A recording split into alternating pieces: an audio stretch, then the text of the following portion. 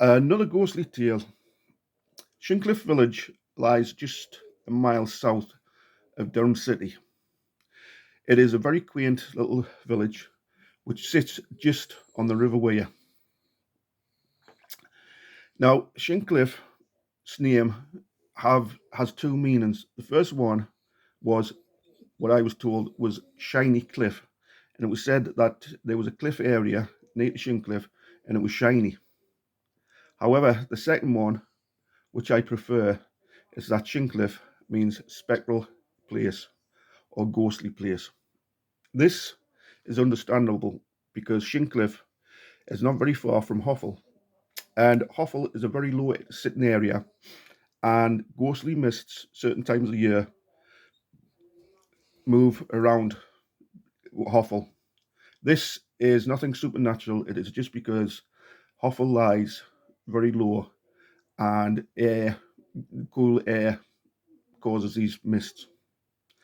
Very spooky when you see it, but nothing ghostly. Now, the tale of Shincliffe happened in about 1906 or 1907.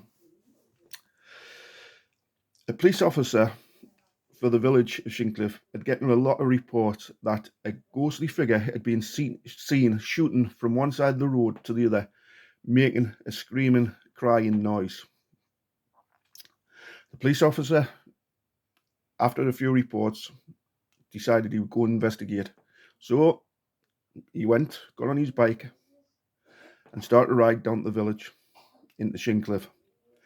As he was riding down the bank, all of a sudden he heard a screaming noise, and as he looked up, a ghostly white figure shot up over his head.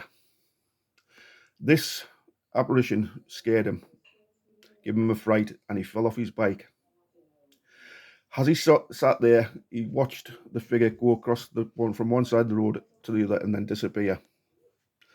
Now, after a minute or so, he got himself up, dusted himself down, and lifted his bike up. As he was doing so, he once again saw this ghostly figure shoot from one side of the road to the other. Now, he decided to go and have a look to see what it was, and he followed the ghost to where it had gone to. As he did, he realised what was happening.